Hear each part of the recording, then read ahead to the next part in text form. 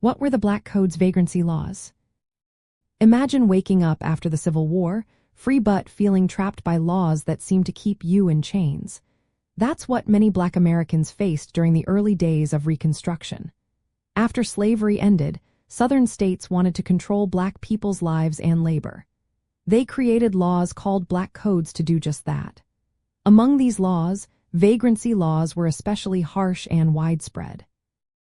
Vagrancy laws made it illegal for Black people to be unemployed or without a permanent home. If someone was found idle or without proof of work, they could be arrested.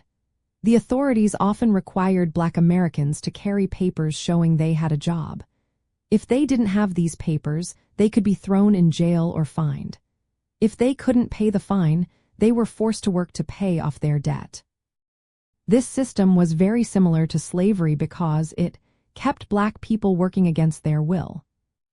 For example, in Mississippi in 1865, Black people had to carry papers proving they were employed legally. If they didn't, they risked arrest or being leased out to white landowners for labor. The term vagrant was used very loosely, giving local officials broad power to target Black Americans for minor or even no offenses.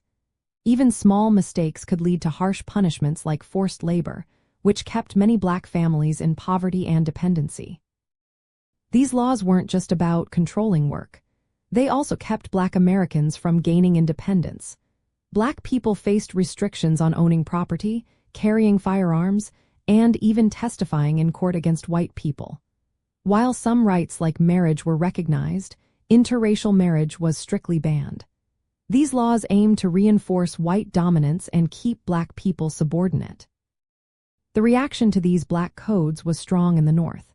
Many saw them as a way to reestablish slavery in disguise.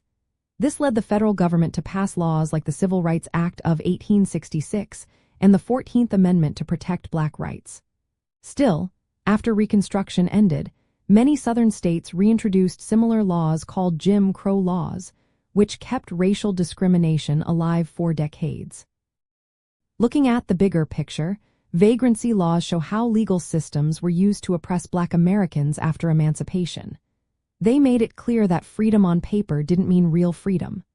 Black communities fought back through protests and organizing, but these laws left a lasting mark. They helped set the stage for later forms of racial control, like convict leasing and discriminatory policing. Understanding these laws helps us see how the fight for equality has been ongoing and how resilience and resistance have always been part of Black American history.